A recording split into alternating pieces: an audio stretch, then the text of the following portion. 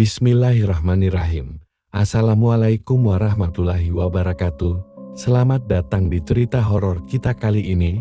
Semoga apa yang kita bahas hari ini dapat membawa manfaat, inspirasi, dan hikmah bagi kita semua. Jangan lupa subscribe terlebih dahulu, like, komen, dan share ke teman kalian. Langsung saja kita mulai ceritanya.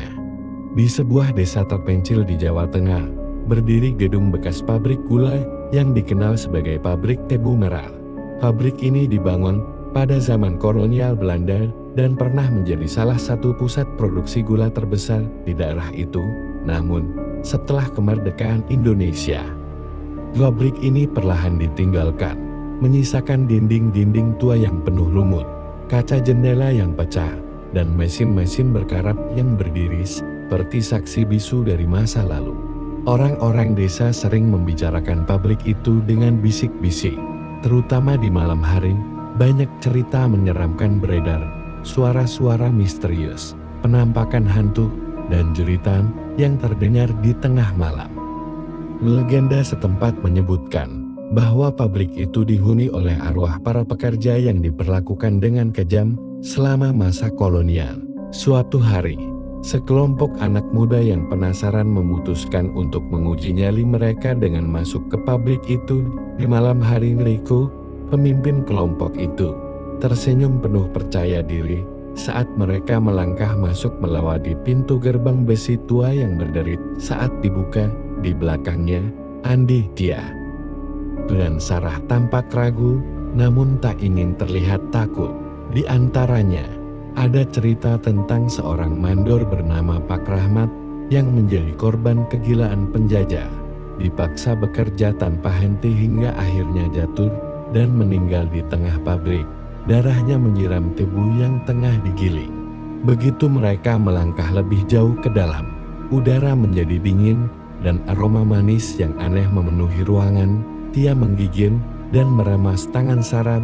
"Kamu bau gula nggak, Sa?" bisiknya. Sarah mengangguk, matanya berputar gelisah melihat ke sekeliling di dalam. Bayang-bayang dari lampu senter mereka menaik di atas mesin-mesin besar yang kini sunyi. Tiba-tiba, suara derak besi yang berat terdengar dari arah mesin penggiling terbesar di tengah ruangan. Andi mendekati mesin itu dengan langkah hati-hati, senter di tangannya bergetar. "Cuma tikus kali," katanya, mencoba terdengar tenang meski keringat dingin mulai mengalir di pelipisnya. Tiba-tiba, suara derak besi yang berat terdengar dari arah mesin penggiling terbesar di tengah ruangan. Andi mendekati mesin itu dengan langkah hati-hati, senter di tangannya bergetar.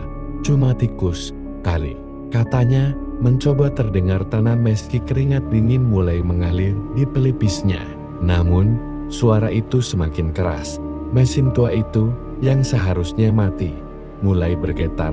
Dia menjerit saat melihat roda besi besar itu berputar perlahan, seolah-olah dihidupkan oleh kekuatan tak kasat mata dari dalamnya. Suara samar terdengar, seperti seseorang merintih minta tolong. Riko memundurkan langkah, wajahnya pucat. "Kita harus pergi sekarang," katanya dengan suara serak.